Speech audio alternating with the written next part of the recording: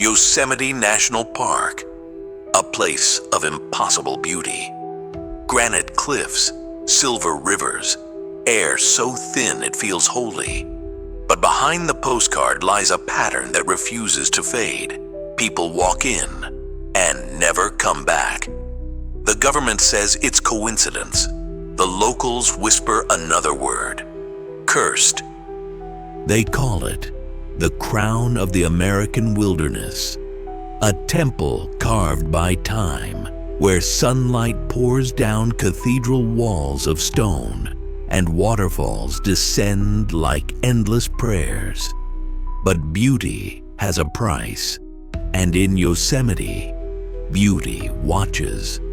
Every year, millions enter the park. Families, hikers, rangers. Most leave with photos, some with broken bones, and others with nothing at all. No footprints, no gear, no trace.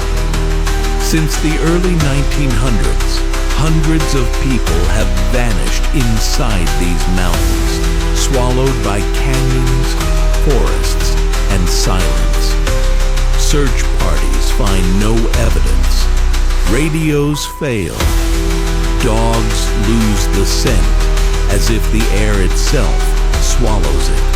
The official reports call them missing persons.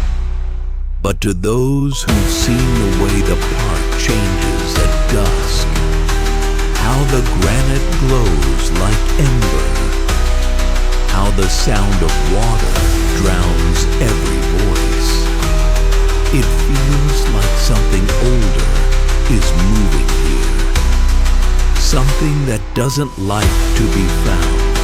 Some say it's the terrain, cliffs that hide their dead. Others whisper of portals, of strange lights that dance between the pines. And a few believe the land itself is alive, that Yosemite chooses who stays and who disappears into its lungs of stone. Because when the wind moves through the valley, it doesn't sound like air. It sounds like breathing. This is not just a park. It's a predator made of granite and silence.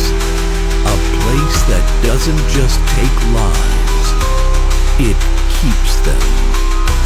Welcome to Yosemite National Park, the park that eats its own.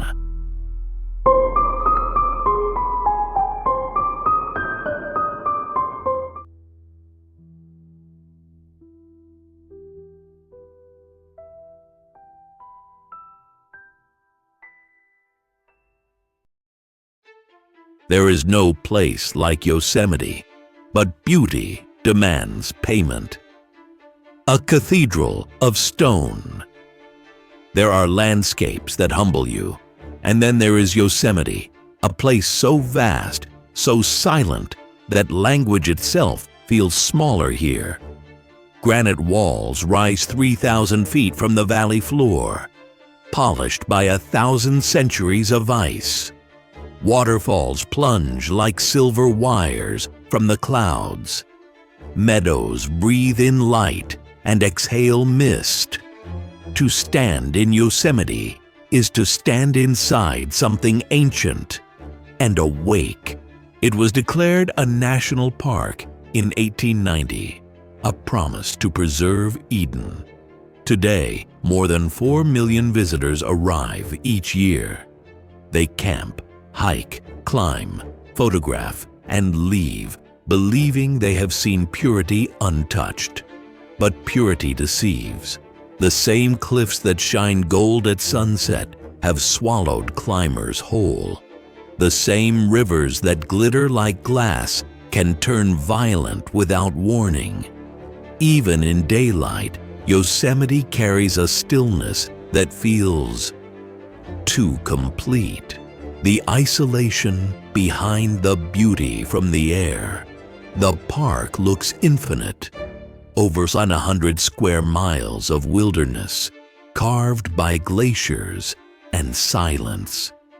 Within it lie valleys no road reaches, peaks that tear clouds, forests older than memory. Temperature can swing 40 degrees in a single day. Winter storms trap even seasoned hikers. Black bears move like shadows. Falls of ice can thunder without warning. At night, when the stars ignite above Half Dome, the world below becomes a labyrinth of stone and echo. People call it nature's masterpiece. Rangers call it unpredictable. Because in Yosemite, a single wrong step can erase you. The first whispers of vanishing disappearances happen in every wilderness, but here they carry a pattern. Since the 1960s, park archives record case after case of visitors who simply never came back. A boy who walked ahead on the trail and was gone when his parents rounded the bend. An experienced climber who radioed his descent. And then, silence. A photographer whose tripod was found beside the river. Camera intact. No footprints leading away. Search teams combed miles of forest. Dogs were brought in, trained to find the scent of anything human. But in Yosemite, the dogs often stopped.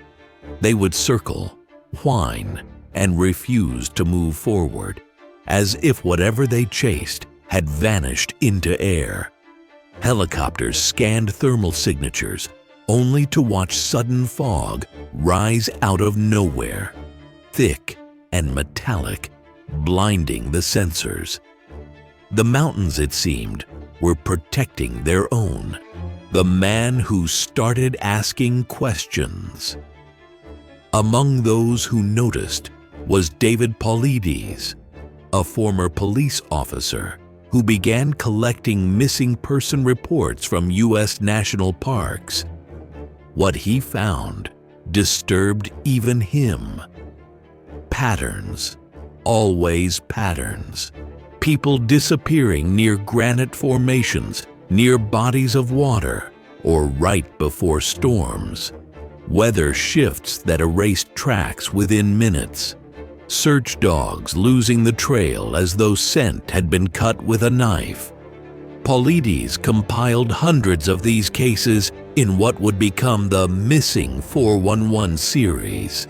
Records the Park Service could not explain, or would not. When questioned, officials offered statistics, probabilities, the usual comfort of coincidence. But the numbers refused to behave. Too many vanishings in too small a space. Too few clues in too much daylight. It wasn't proof of the paranormal. It was worse. It was proof of absence. The wilderness as a living thing. Those who spend enough time here begin to describe Yosemite not as a place, but as a presence. Rangers speak of sudden silences, the forest going still as if holding its breath. Hikers tell of light that changes color mid-trail, of echoes that return words they never said. Some swear that when the wind moves through the valley, they can hear a low vibration beneath it. Something deeper than sound, more like intention. Maybe it's just the acoustics of granite. Maybe it's something older, watching from between the trees. Because in Yosemite, beauty doesn't comfort. It challenges. It tests. And sometimes it takes. Where the trails end. When people vanish here, time behaves strangely. Searches begin within hours, yet weather flips within minutes. Sun to hail, calm to chaos. Compasses lose calibration. Radios crackle with static that sounds almost like breathing. Rescuers say the hardest part isn't finding bodies, it's finding anything. Backpacks lie zipped, food untouched, footprints end mid-path. It's as if the park edits the story while they read it. They call it coincidence. Locals call it warning. Closing beat for Chapter 1. Yosemite was meant to be a sanctuary, a cathedral of wilderness preserved for eternity. But cathedrals, too, have crypts. Here, the sacred and the sinister share the same soil. Granite remembers. Water erases. The wind keeps the names of those who never left. And when the sun sets behind El Capitan, the valley darkens, not like night, but like a door closing. There is no place like Yosemite, but beauty demands payment.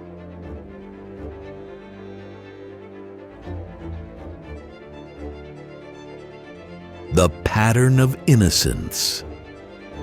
In every great mystery, there is a pattern. And in Yosemite and in other national parks across America, the pattern begins with children. Tiny footprints that stop in mid-trail, laughter that fades into wind, search parties that find everything except what matters. They disappear in daylight, within sight of their parents, on calm afternoons that turn to panic before the sun sets. It is always the same story told with different names. We looked away for a second. Dennis Martin, the boy in the Smokies. The year was 1969, Father's Day weekend. The Great Smoky Mountains National Park, a forest older than the nation itself. 6-year-old Dennis Martin was playing a game of hide-and-seek with his family near Spence Field, a high meadow surrounded by ridges and mist. He ran behind a stand of trees. His father counted to 10 when he called his son's name. Nothing. Within hours, rangers, Green Berets, and hundreds of volunteers scoured the forest. Days turned into weeks. Rain washed away tracks. Dogs lost the scent as if the wind had stolen it. A witness later claimed he'd seen a man carrying something small, something red, down the slope that same afternoon. Dennis had been wearing a red shirt. The Army searched with helicopters, thermal gear, infrared scopes. Not a single clue. No clothing. No remains. No trace. The case became the blueprint for the missing 411 investigations. The story that started a movement of questions the Park Service still refuses to answer. Stacy Arras, the girl who disappeared inside Yosemite. 12 years later, it happened again. July 17th, 91. 14-year-old Stacy Arras was hiking with her father and a guided group in the High Sierra Camp area of Yosemite. They'd reached a ridge with a perfect view of the valley. Stacy wanted to take a photograph of a nearby lake, only a few dozen meters away. Her father watched her walk down the path. She turned a corner, and she was gone. Just that fast. The search was immediate. Rangers, volunteers, helicopters, scent dogs, even divers scoured the lake. Nothing. A shoe was found near a log. That's all. No signs of struggle. No fall marks. No animal tracks. The dogs followed her scent for roughly 50 yards, and then stopped cold, whining, confused, tails low, as though she had stepped off the map. In Yosemite, that silence has a name. They call it the dead zone. Places where scent vanishes, echoes die, and GPS glitches. Stacy Aris was never found. Not a bone, not a thread of clothing. Only the photograph she never took, forever missing from a camera that never returned. Others, the mountains kept. The files go on. A toddler in Oregon, last seen playing beside a creek. 5 minutes later, gone. A boy in California found 6 miles uphill, barefoot, without a scratch, claiming he followed a light. A little girl whose footprints ended in a circle, as though she had walked into nothing. Different places, same pattern. Witnesses a few meters away. Search teams minutes later. No clues. Rangers whisper that when a child goes missing in Yosemite, weather always changes. Skies that were clear turn violent. Fog descends. Rain erases evidence. It's as if the mountain itself knows the script.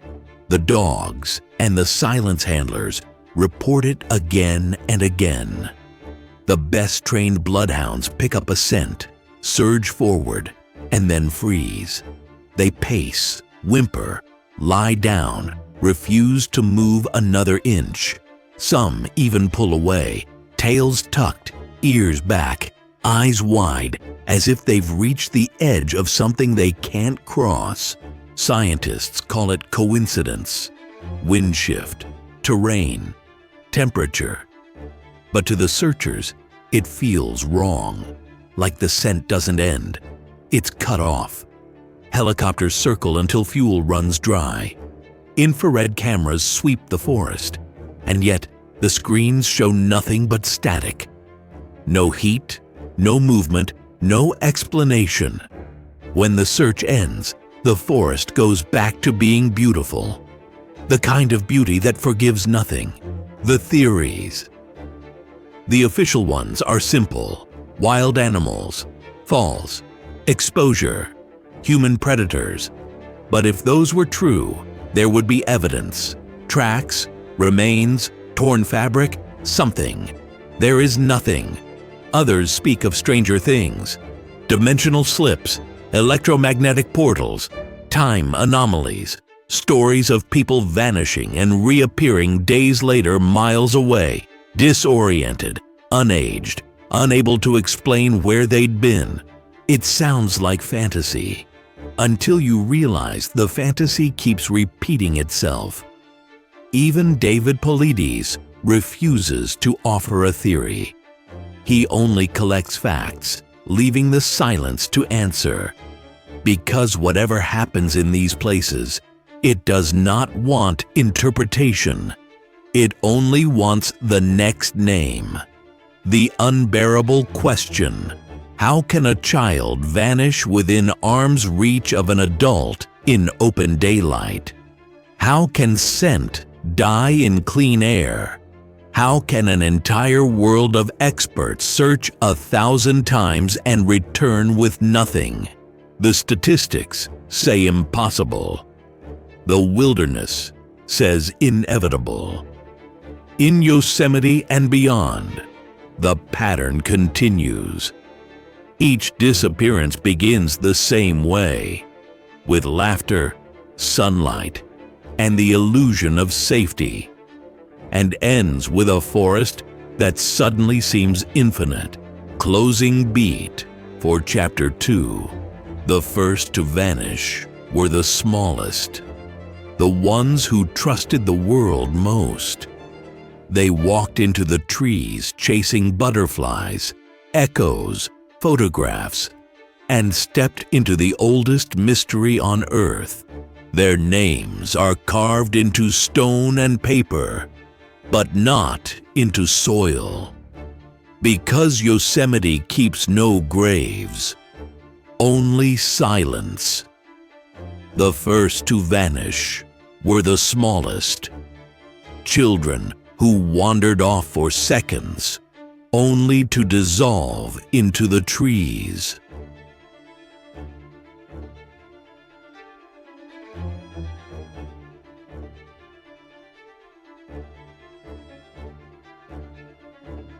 Paulides noticed something strange. The disappearances followed a pattern: clusters around granite, water, storms, and silence. The maps of vanishing. When former detective David Paulides began his investigation, he expected chaos, random tragedies scattered across time and terrain. What he found instead were patterns. Pinned on the walls of his office were maps of the United States, covered in red dots. Each dot represented a missing person: hikers, campers, climbers, children, rangers. And when he stepped back, the chaos began to take shape. The dots formed clusters, tight circles, concentrated zones of disappearance. They weren't random. They seemed to follow invisible rules. Paulides called them cluster maps. And one of the brightest, densest clusters was Yosemite National Park, the 4 elements of a disappearance. Over years of study, Paulides noticed that the same elements appeared again and again, like a ritual written by the wilderness itself. Granite. Most cases occurred near massive granite formations, cliffs, domes, boulders that seemed to hum in silence. Yosemite, of course, is made almost entirely of it. Water, lakes, creeks, waterfalls. Victims were last seen beside them or found near them, as if the water itself played a role, a mirror or a door. Storms. Right after the disappearance, weather changed. Clear skies turned violent. Rain or snow erased evidence within hours, closing the trail before it began. And finally, silence. Witnesses described an unnatural stillness moments before someone vanished. Birds stopped singing. The wind died. Even insects went quiet. It was as if the forest itself paused to listen. 4 constants: stone, water, storm, silence. A pattern carved into geography, waiting for another name to join it. The unnatural theories. Science shrugged. Nature is random after all. But the silence invited darker answers. Some believe the missing are victims of interdimensional rifts, natural portals hidden within magnetic fields of the Earth, places where the barrier between realities thins like mist. Granite, rich in quartz and piezoelectric minerals, is known to generate electromagnetic charge under pressure. Could these geological forces open windows in space and time? It sounds like science fiction until you look at the testimonies, the survivors who returned.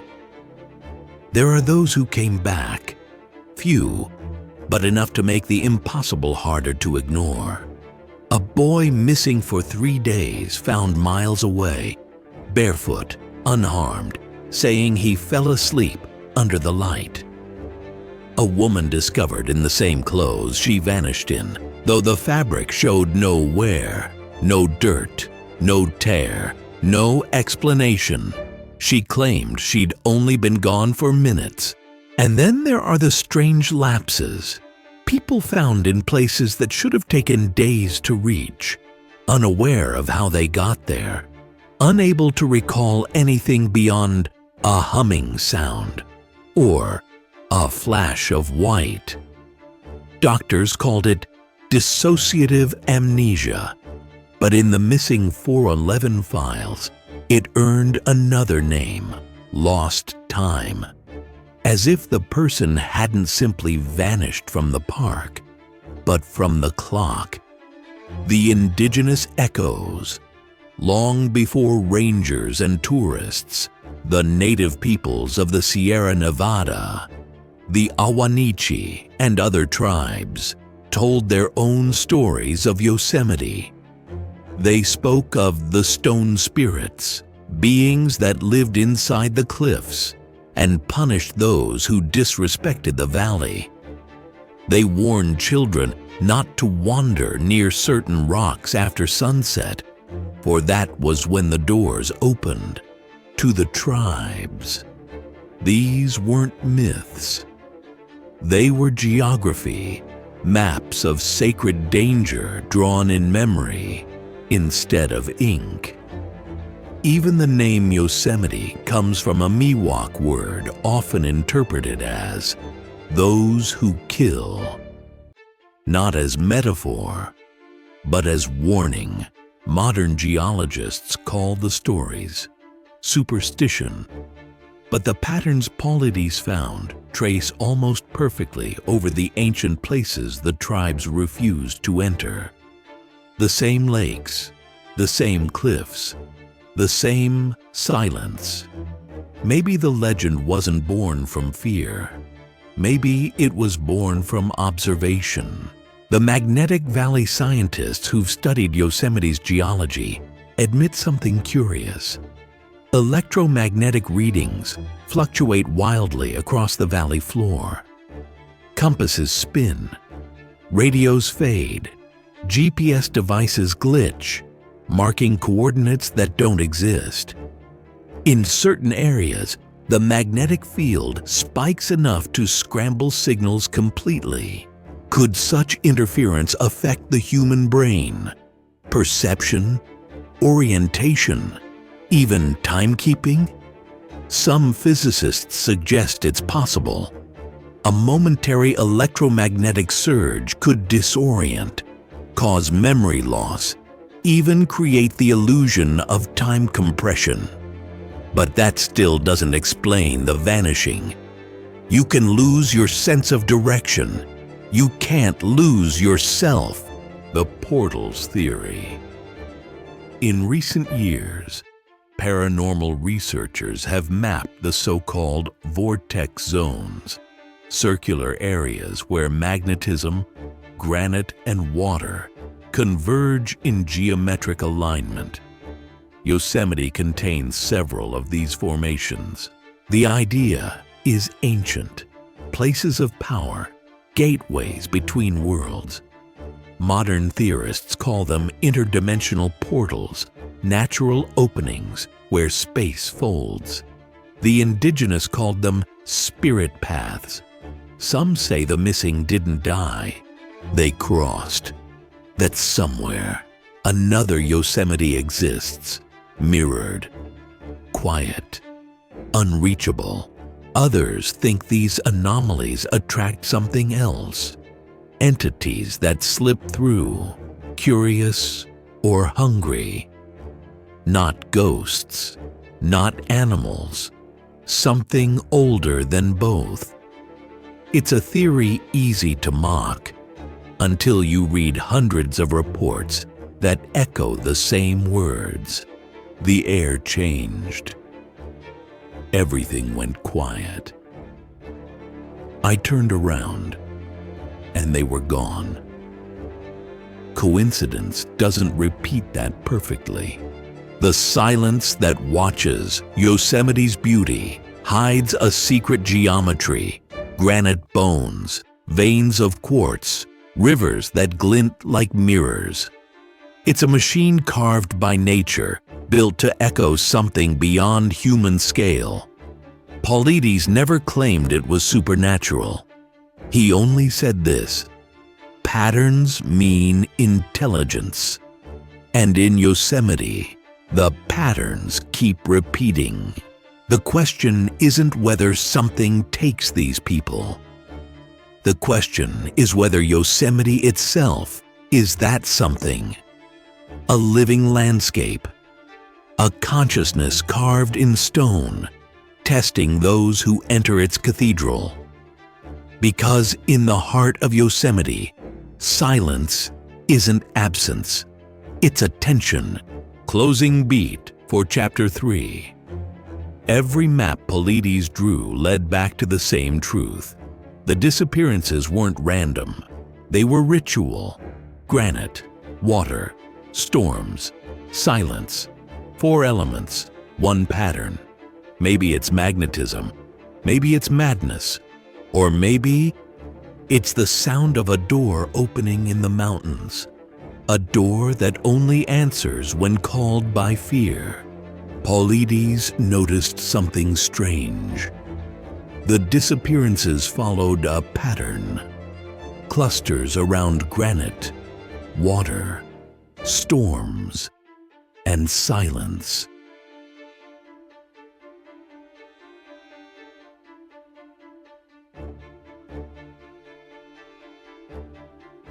For every soul that vanishes, there are hundreds who walk into the forest searching.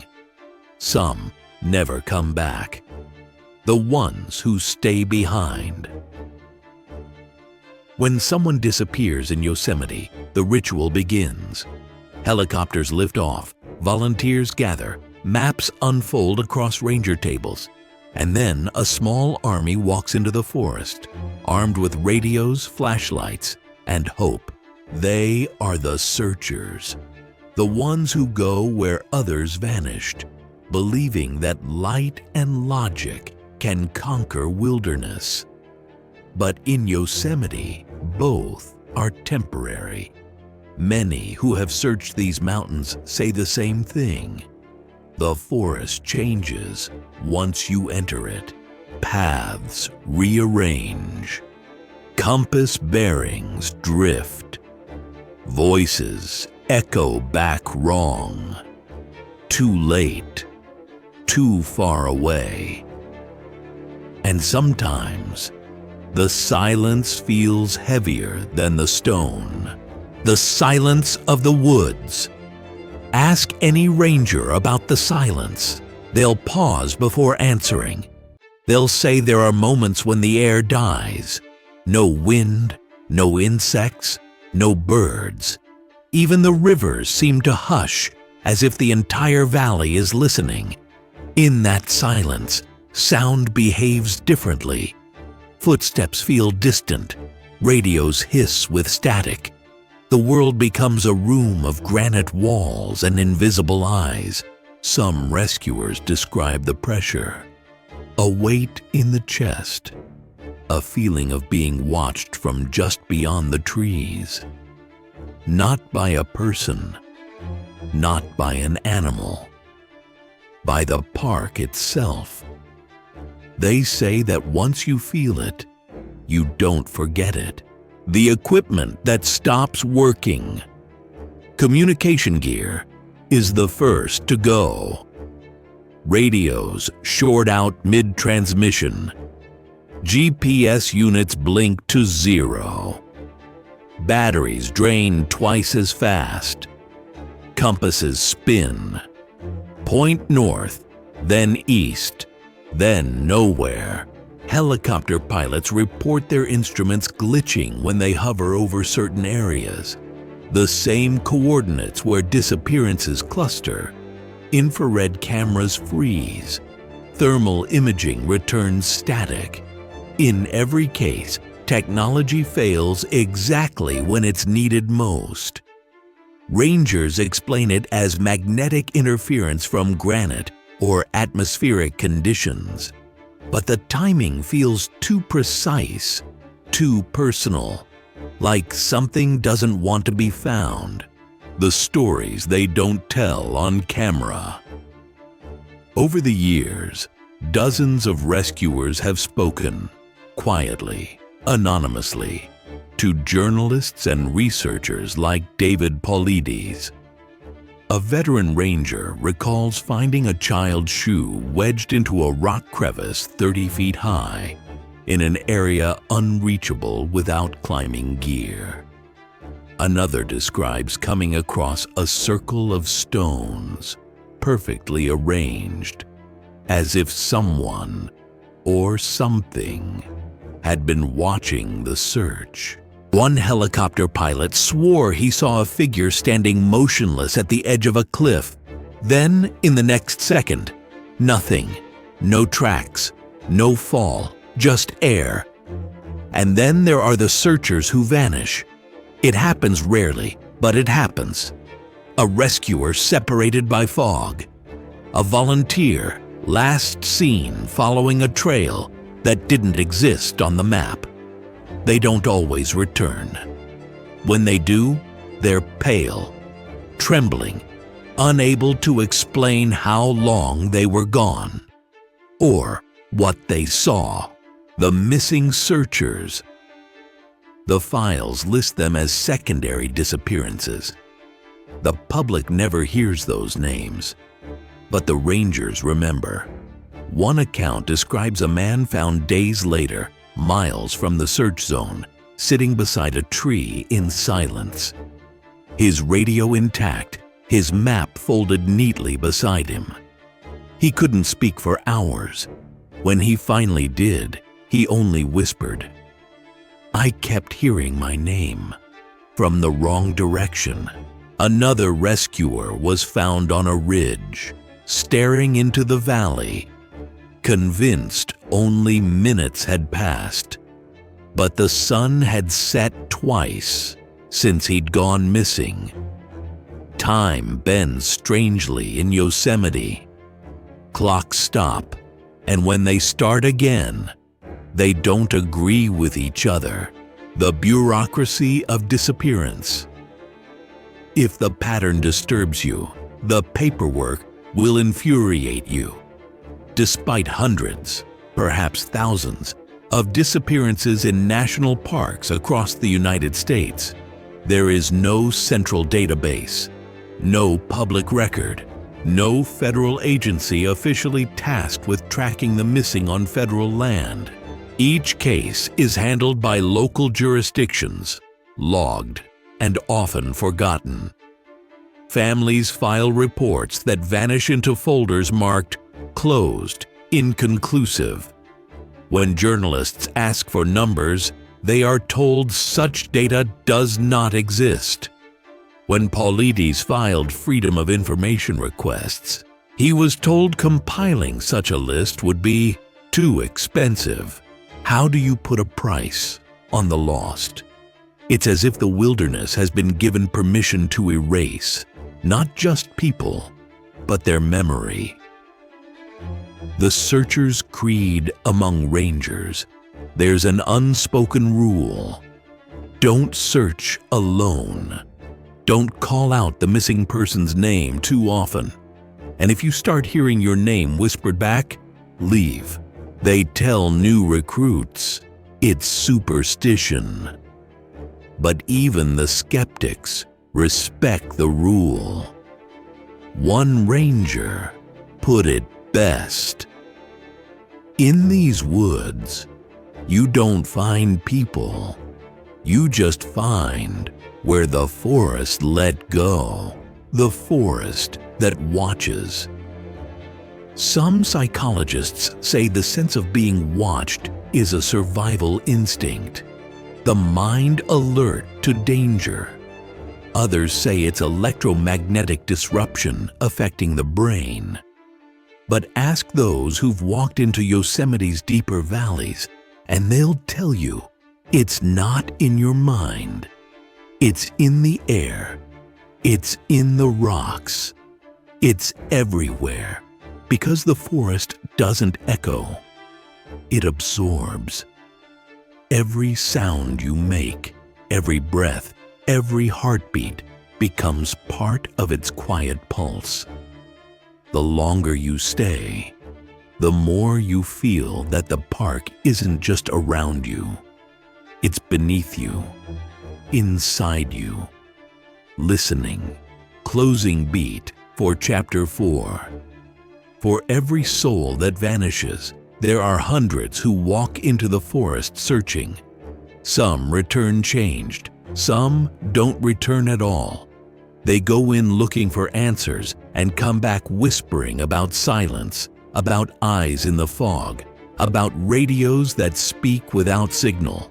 And yet, the searches continue, because the living are drawn to the missing like moths, to a light they can't see.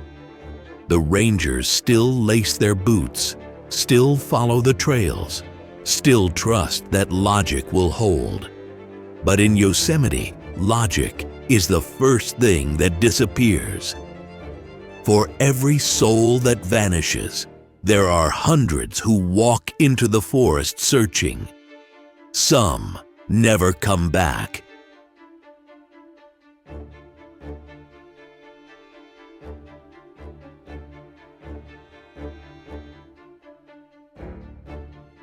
If the answers aren't in the ground, maybe they're in the dark between the trees. The forest of theories. For more than half a century, Yosemite has been both a sanctuary and a question mark. A place where beauty and disappearance coexist in perfect, uneasy silence. And after so many vanishings, so many unanswered searches, the human mind did what it always does when faced with the impossible. It began to invent explanations, some logical, some terrifying, because when nature refuses to give answers, we start looking to men and the things they hide. The government's shadow. The first theory is the simplest and perhaps the most human, a cover-up. Former rangers whisper about restricted areas, patches of land quietly fenced off, labeled research zone or rehabilitation site, with no records of who works there or why. Maps of Yosemite show smooth lines where roads should twist, blank squares where no terrain exists. Try to enter, and GPS freezes. Ask questions, and the answers vanish into bureaucratic fog. Some believe the US government knows what's happening, that it's testing something inside these mountains. New surveillance technologies, secret aircraft, or biological experiments gone wrong. Others think it's simpler. The authorities can't explain the disappearances, so they pretend the data doesn't exist. No database, no problem, no answers, no accountability.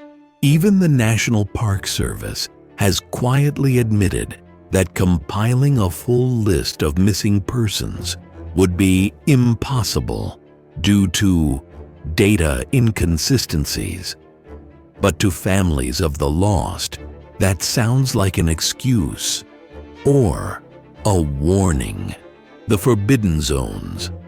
Among those who study the park's geography, there are areas known unofficially as dead sectors, canyons where radio and satellite signals collapse, valleys that distort compass readings, cliffs that seem to warp perspective. Pilots call them black air. Hikers call them the places you don't go. Default text. Maybe these are electromagnetic pockets. Maybe the Earth folds in small ways we don't yet understand. Or maybe there are places in Yosemite where the world is thinner and something else looks back through the cracks. The rational answers. Skeptics, of course, point to the tangible.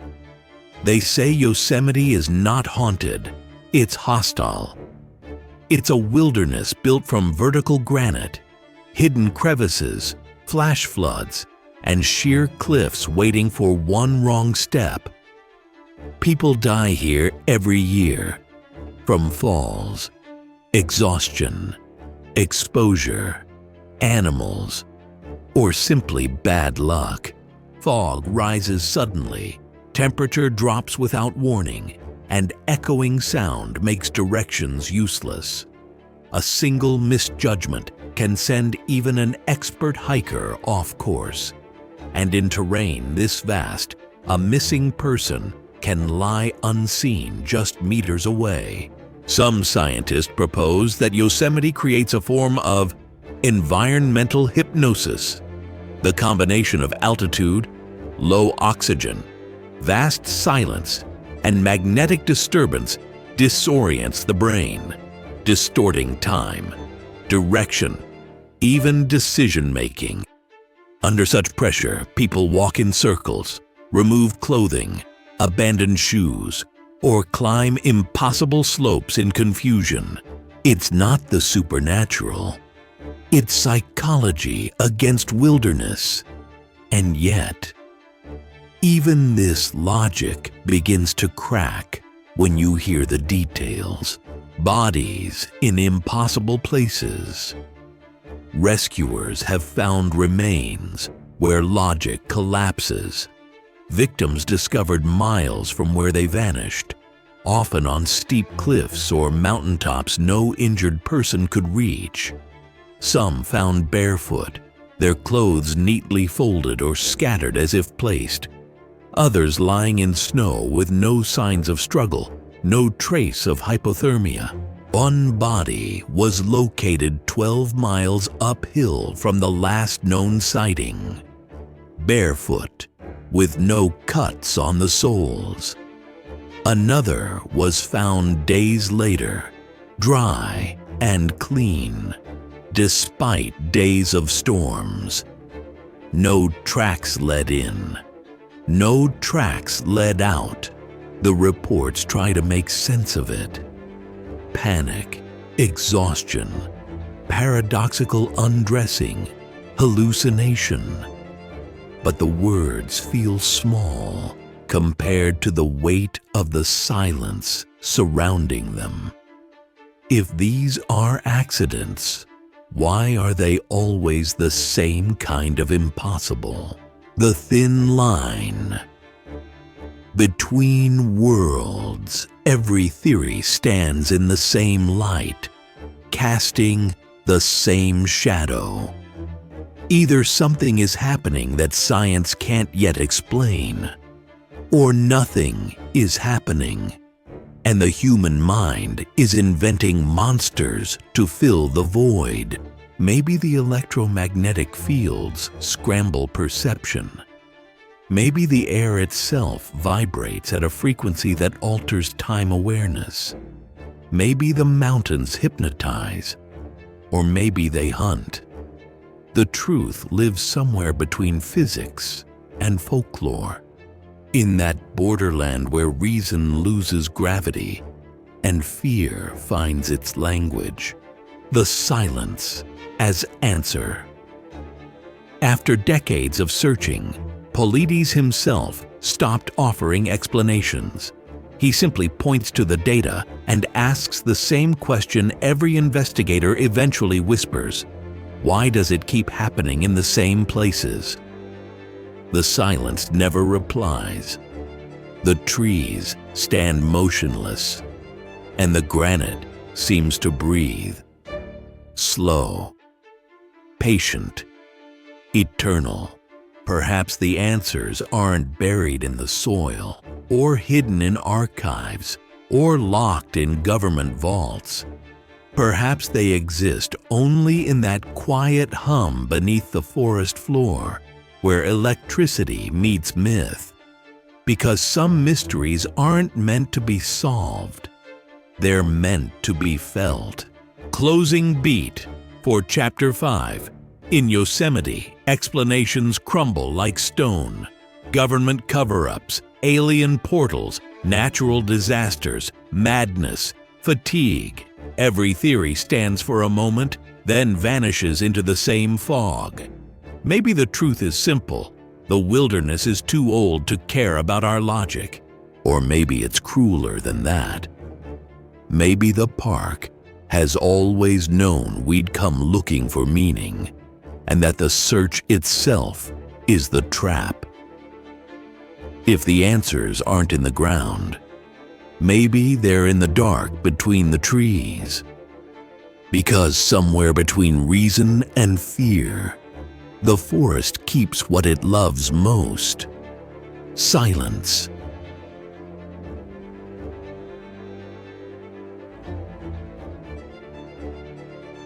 Maybe they were lost. Maybe they were taken. Maybe Yosemite isn't just a park, but a mirror. One that reflects the part of us that still fears the dark. The names change. The stories repeat. A child chasing a butterfly. A hiker stopping for a photograph. A rescuer following a voice in the fog. And then, nothing. No footprints. No struggle. No goodbye. The files say missing, but the word feels too small. Because what vanishes in Yosemite isn't just people. It's explanation itself. The pattern of absence. From Dennis Martin in the Smokies to Stacey Arras in Yosemite. From footprints that end mid-trail to search dogs frozen in fear. The pattern never stops. Granite, water, storms, silence. Each disappearance folds into the next like chapters of the same ancient book. One the earth keeps writing while we pretend to understand. We've searched the cliffs, the rivers, the skies. We've blamed weather, predators, portals, the government, even God. But the truth remains somewhere between them all, in that thin, cold space where reason can't breathe. Because the real terror isn't what we find, it's what we don't, the human need for meaning. Maybe the vanishings are random. Maybe they're natural. But our minds reject chaos. We crave stories, symbols, monsters, anything that makes the darkness logical. Perhaps that's why we return to Yosemite year after year, knowing what it takes, knowing what it hides. Because deep down, we're drawn to mysteries that refuse to die. We look into the valley and see not danger, but reflection. A mirror of our own need to believe the world still has places that cannot be tamed or named. The silence that remains. When night falls over Yosemite, the granite turns black and the waterfalls whisper like distant voices. The air feels heavier. The forest holds its breath. And somewhere in that stillness, every unanswered question sleeps, waiting for another name, another story, another light to fade. Maybe they were lost. Maybe they were taken. Maybe Yosemite isn't a park at all, but a consciousness, a mirror reflecting the part of us that still fears the dark and still needs it. Because without the dark, there would be no mystery. And without mystery, there would be no wonder left to lose. Maybe they were lost. Maybe they were taken. Maybe Yosemite isn't just a park, but a mirror. One that reflects the part of us that still fears the dark. The search continues. The silence remains. The forest keeps its secrets.